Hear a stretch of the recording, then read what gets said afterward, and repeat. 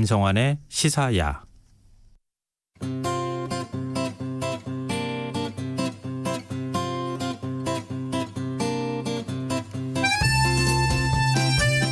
러시아의 대표적인 야권운동가 알렉세이 나발리가 지난 20일 독극물 테러를 당해 파장이 일고 있습니다.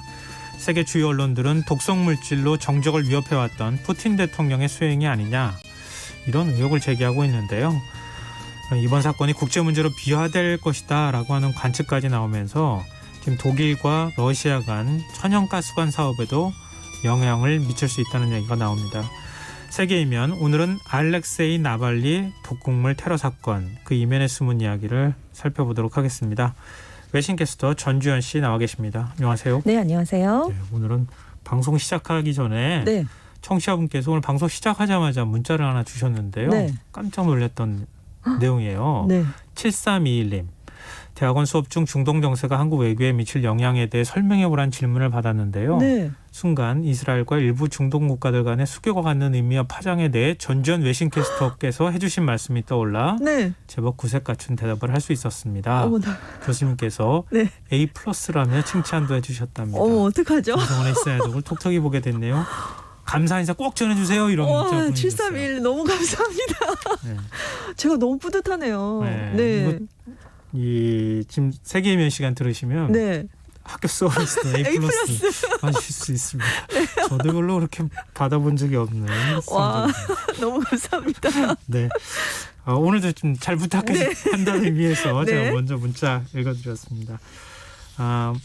이 독극물 테러를 당한 러시아 야권운동가 나발리 18일 만에 깨어났습니다. 의식을 찾긴 했어요. 그래서 외부가 이제 말을 걸면 거기에 반응하는 상태로까지는 왔다고 합니다. 그렇다고 자기가 이제 뭐 말로서 대답을 할 수 있는 상태는 아닌데요. 일단은 언어 자극에 반응을 하는 상태긴 한데, 의료진의 말로는 근데 이제 독극물이 너무 중독 상황이 심각했기 때문에 아마도 후유증이 있지 않겠느냐, 좀 더 지켜봐야 된다, 이렇게 좀 우려를 나타내고 있습니다. 또 어쩌다가 이런 일이 벌어진 거예요? 그러니까 지난달 20일에요. 시베리아에서 모스크바로 돌아오려고 이제 항공기를 기다리고 있었습니다. 그래서 공항 카페에서 이제 비행기를 기다리면서 차를 한 잔 마셨어요.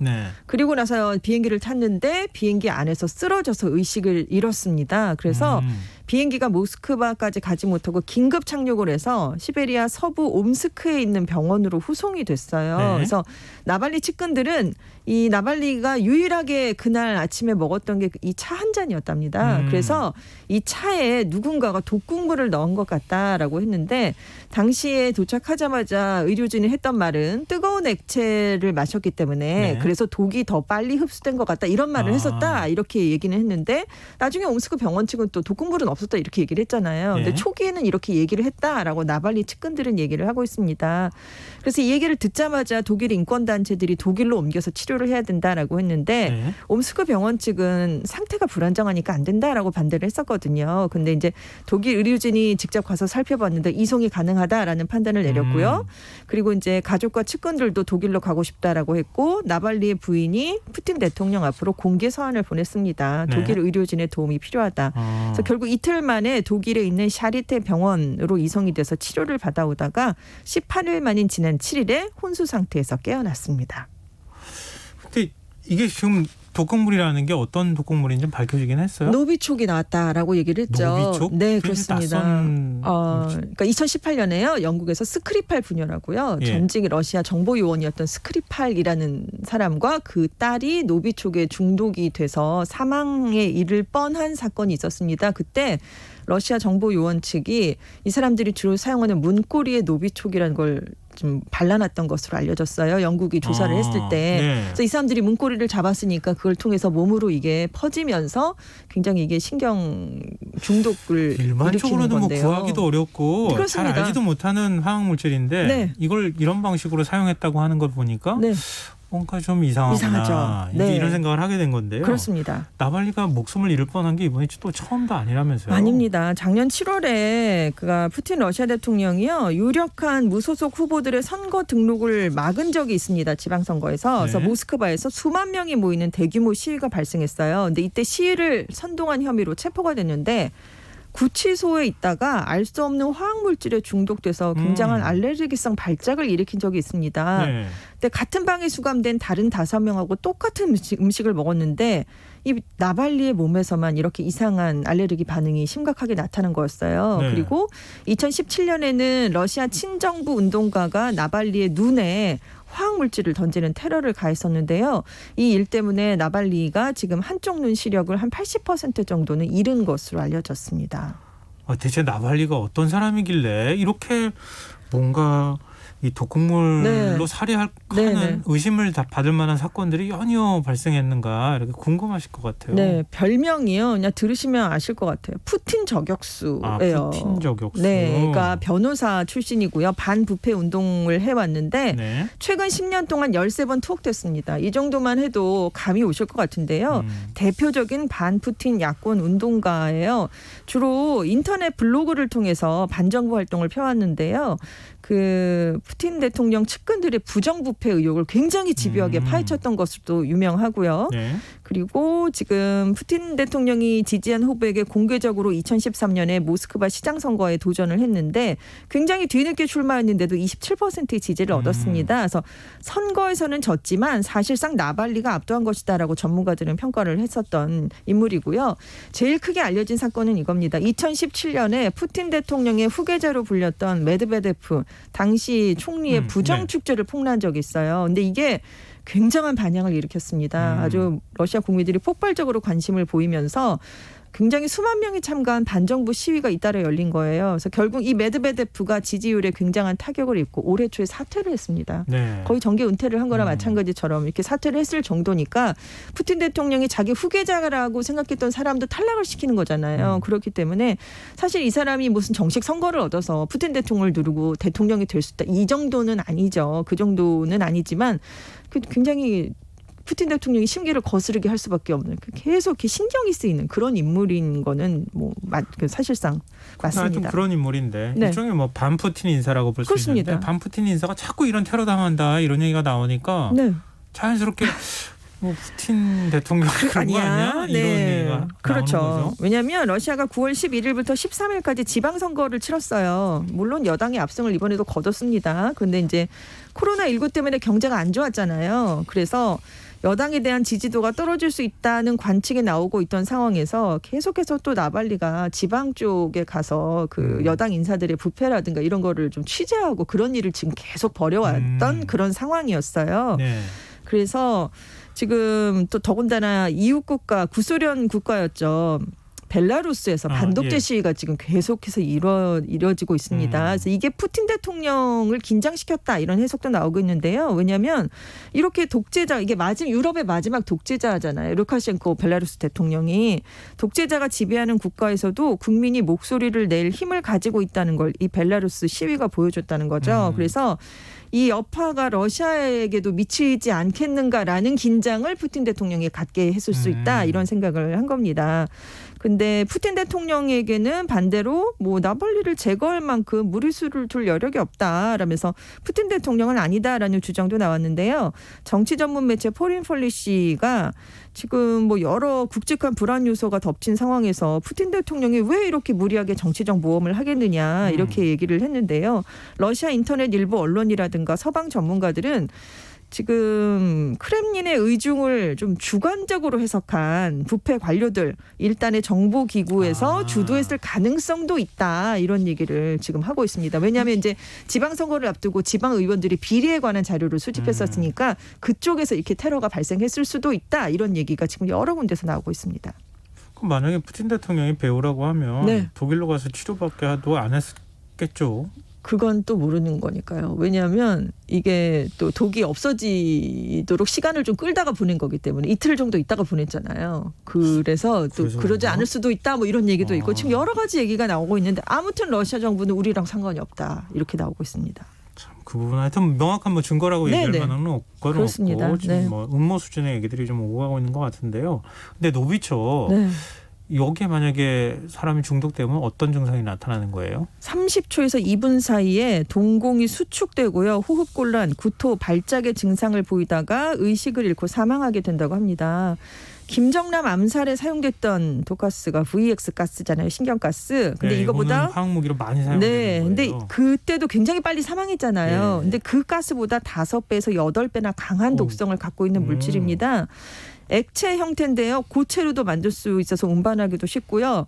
이게 무서운 게 운반할 때는 두 부분으로 분리를 했다가 투여하기 직전에 결합해서 액체 형태로 만들 수가 있답니다. 무슨 영화에 나오는 장면 같네요. 그렇죠. 스파이 영화에 네. 나오는 것 같죠. 그러니까 이게 각각 다른 물질로 갖고 가면 이게 위험한 물질로 분류가 되질 않는 거예요. 근데 그거를 섞었을 때 이렇게 강력한 폭발력이 나오기 때문에 이걸 사전에 좀 적발해내기도 쉽지가 않은 그런 물질입니다. 그래서 이 개발에 참여했던 화학자가 나중에 이제 인터뷰를 한 적이 있는데요. 이 화학 구조가 너무 복잡해서 지금 국가기관이 아닌 곳은 제조할 수가 없다 이런 얘기를 하면서 지금도 러시아에서만 생산이 된답니다. 그래서 나발리의 측근들의 주장으로는 이 노비촉은 러시아 정보기관만 관리할 수 있는 물질이다. 그래서 지금 배후에는 푸틴 대통령이 있다. 이런 얘기를 측근들은 지금 내놓고 있습니다. 푸틴 대통령이나 혹은 푸틴 주변에 있는 네. 정보기관 사람이나 그렇습니다. 아니면 뭐 그걸 구할 수 없다고 하는데 네. 이런 지금 의심이 나오고 있다는 건데요. 푸틴의 홍차라는 게 주목받는 이유는 뭐예요? 이게 그러니까 여러 번 이런 독살 시도 같은 것들이 정적들에 의해 이제 시행이 되면서 푸틴을 잘못 건드리면 방사능 홍차를 마시게 된다. 이런 말이 방사능 홍차요? 네, 이런 말이 나왔을 적이 있었대요. 왜냐하면 푸틴이 홍차를 주는 것 자체는 죽음이나 제거를 뜻한다. 이렇게 러시아에서는 이런 말이 나왔다고 합니다. 왜냐하면 지금 2006년에 리트비넨코라는 사람이 사망을 했는데요. 전직 구소련 국가보안위원회 즉 KGB 소속 요원이었고요. 그러다가 나중에 푸틴 대통령에게 반대하는 반정부 운동을 벌였던 인물인데 2006년에 사망을 했어요. 근데 부검을 해봤더니 체내에서 우라늄 추출 과정에서 만들어지는 방사성 원소 중에 하나인 폴로늄이라는 물질이 다량 검출이 됐습니다. 이게 몸에 들어가면 굉장히 사람이 빨리 죽게 만들거든요. 근데 사망하기 직전에 리트비넨코가 러시아 정보 요원들과 홍차를 마셨답니다. 마시고 즉시 사망을 하게 된 거죠. 근데 이 폴로늄은 핵무기를 많이 갖고 있는 국가들만 생산을 할 수 있거든요. 그러니까 배후로 러시아 정부가 이렇게 지목이 됐었습니다. 그래서 뭐 2017년에도 반푸틴 성향의 시민 운동가도 독극물 중독 증세로 혼수 상태에 빠진 적이 있고, 그리고 이제 체첸 사태를 파헤치던 언론인 폴리트코프스카야도 비행기에서 차를 마신 뒤에 의식 불명 상태에 빠졌던 적이 있어요. 그래서 푸틴의 홍차 이게. 근데 왜 하필이면 나왔습니다. 홍차예요? 그러니까 러시아에서 홍차를 좋아하나? 뭐 이렇게 생각을 하실 텐데요. 알고 보니까 영국에 이어서 홍차 소비량이 전 세계에서 2위랍니다. 영국은 홍차 많이 마시는 걸로 유명하잖아요. 네. 그만큼 많이 마신다는 거죠. 그래서 러시아 홍차 역사가 1618년에 명나라 사신이 황제 짜르에게 선물했다는 사료가 있을 정도로 역사가 오래됐고요. 영국인들은 애프터눈 티를 마시는 시간이 정해져 있잖아요. 2시에서 4시에 많이 마시는데 러시아인들은 하루 종일 마신답니다. 굉장히 홍차 사랑이 대단한 나라로 알려져 있기 때문에 독극물 테러에 그만큼 홍차가 이용될 수밖에 없다고 합니다. 흥미로운 사실도 알았네요. 보드카의 나라라고만 생각했지. 네, 그렇죠. 근데 지금 궁금한 게 왜 독일 인권단체나 이런 데서 적극적으로 나발리를 데려가려고 하고 치료하려고 하고 그랬나요? 그 작년에 독일에서요 연방의회 해킹 사건이 있었습니다. 그리고 또 베를린에서 발생한 조지아인 살인 사건이 있었거든요. 연방의회 해킹 사건은 올해 초고요. 근데 독일이 배후로 러시아를 지목한 상황이었어요. 독일이 이런 사건을 일으켰다. 그래서 지금 러시아의 관계가 조금 약간 냉랭해진 그런 시점이었습니다. 그래서 유럽연합의 주축인 마크롱 대통령과 메르켈 총리가 정상회담을 즉시 갖고 투명하게 규명해라라고 러시아 정부에 요청을 했거든요. 근데 이게 사실상 EU의 압박으로 지금 러시아에는 느껴질 수밖에 없는 거고요. 그리고 미국이 지금 국제적으로 자유세계에서 제 역할을 하지 못하고 있잖아요. 지금 트럼프 대통령 등장 이후에. 그래서 독일이 나발리를 이송해서 자유세계와 인도주의의 수호자, 인권보호국가라는 이미지를 쌓기 위한 목적도 있었다라는 지금 이런 얘기도 있고요. 독일 언론은 러시아를 상대로 이런 행동을 통해서 앞으로 러시아랑 관련된 문제에서 견제를 강화할 수 있다. 이런 분석도 나오고 있고요. 예전에 동독이 소련의 위성국이었잖아요. 그러니까 사실상 그 뒤를 소련을 이어받은 러시아가 독일의 주적으로 남은 셈이다. 그래서 둘의 관계는 좀 복잡하다. 뭐 이런 얘기가 나오고 있습니다. 메르켈 총리는 지금 이 부분에 대해서 뭐라고 입장을 냅니까? 굉장히 단호합니다. 평소엔 좀 온화한 그런 모습을 많이 보이는데요. 이번에는 이례적으로 기자회견을 2번이나 해서 러시아 정부가 책임져라라고 지금 직접적으로 지금 압박을 가하고 있어요. 그래서 예상외로 발빠르게 움직이고 있고 예상보다 굉장히 강경하게 지금 러시아에 지금 대처하고 있다 이런 얘기가 나오고 있는데요. 그러니까 지금 앞서서 말씀드린 뭐 해킹 사건이나 조지아인 사망 사건이나 이렇게 독일을 상대로 한 러시아 측의 공작 의혹에 칼을 꺼내든 것이다. 이런 분석이 나오고 있습니다. 근데 이게 외교 관계라는 게 뒤에 깔려 있는 게 너무 많아가지고 너무 많죠. 겉으로 드러난 것만 가지고 우리가 판단하기 좀 어려운데 네. 일단 드러나는 것만 보면 네. 러시아 대 유럽 국가들, 네네. 특히 이제 우리 흔히들 이제 서방 국가라고 네네. 표현하는데 이렇게 대결 구도가 만들어지는 건가요? 그렇습니다. 독일이 이번 조사 결과를 유럽연합은 물론이고요. 나토, 유엔 산하에는 화학무기 금지 기구에 전달을 하겠다는 방침입니다. 그러니까 국제기구에다가 공식적으로 문제를 제기해서 국제법으로 사건을 다루겠다는 의지인데요. 여기에 지금 미국, 영국, 프랑스까지 다 지금 독일의 편을 들어주고 있어요. 그래서 서방 국가들은 과거에 반푸틴 인사들이 독극물 공격을 받았던 사건을 언급하면서 반드시 러시아 정부가 나발리에게 일어난 일을 설명해야 할 것이다 이렇게 규탄을 하고 있는데 왜 그러냐면 이 서방 국가의 입장은 러시아의 팽창 정책을 견제해야 한다라는 판단이 또 그 밑에 깔려 있기 때문이에요. 네. 왜냐하면 우크라이나 크림반도를 강제 병합한 데 이어서 네네. 벨라루스 대통령이 또 SOS를 러시아에 쳤거든요. 그렇기 때문에 러시아의 전국에도 벨라루스 전국에도 개입하려는 게 아니냐 이런 의혹이 지금 불거지고 있던 차였기 때문에 그거는 막아야 된다. 그래서 지금 서방 국가들이 강경하게 나오고 있다고 합니다.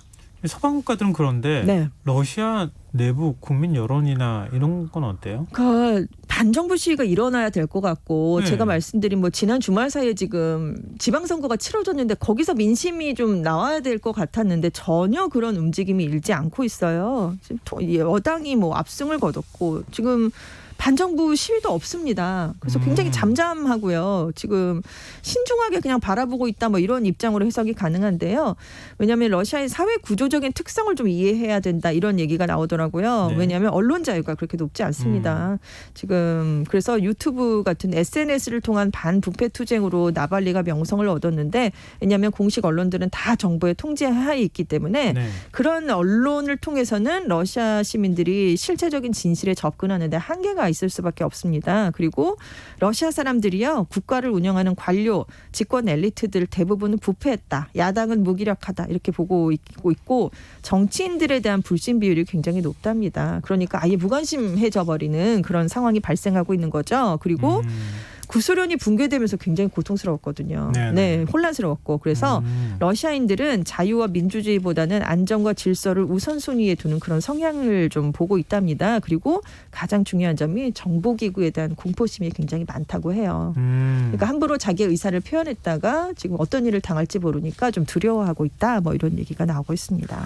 근데 독일과 러시아가 이렇게 갈등을 하게 되면 지금 러시아의 천연가스 파이프라인이 독일 쪽에서 쭉 유럽 가고 쪽으로 있죠. 가는 네네, 거잖아요. 그렇습니다. 그 사업에도 영향을 미치는 건가요? 그러니까 워낙 노르트 스트림이 하나 있었고요. 그 옆에 이제 더 연장해서 더 붙여서 더 많은 천연가스를 유럽에 보내겠다는 게 노르트 스트림 2라는 프로젝트인데요.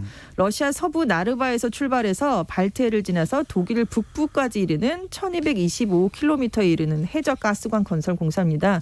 이게 지금 공사의 90%가 완료됐거든요. 올 연말에 완공될 예정이었고 그러면 내년부터 본격적으로 이제 러시아산 천연가스가 훨씬 더 이제 거의 2배가량 많이 네네. 가게 되는데 지금 독일 내에서는 사업을 중단할 수도 있다 이런 얘기까지 나오고 있어요.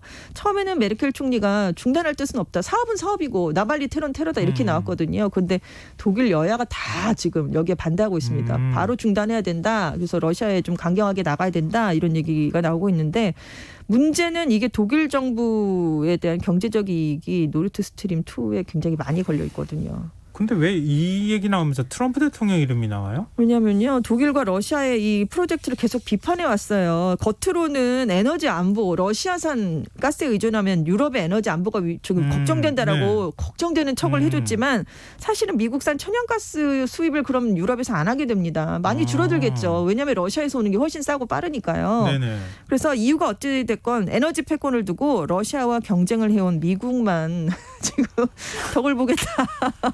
그래서 미국이 오히려 더 좀 이익을 얻지 않겠느냐 이런 얘기가 지금 나오고 있습니다. 이런 상황에서도 자기 사업 얘기를 하는 트럼프 대통령은 네. 정말 대단한 사람이라는 그렇죠. 생각이 다시 한번 듭니다. 네. 오시 대통령 앞으로 뭐 어떻게 사건이 전개될지는 아무도 모르겠네요. 그렇죠. 네. 알겠습니다. 지금까지 세계의 외신캐스터 전지현 씨와 함께했습니다. 오늘 말씀 고맙습니다. 네, 감사합니다. 네, 오늘 모바일 상품권 당첨자는 홈페이지 공지사항에서 확인하실 수 있습니다. 김성환의 시사 오늘 순서 여기서 모두 마무리하도록 하겠습니다. 지금까지 시사평론가 김성환이었습니다. 고맙습니다.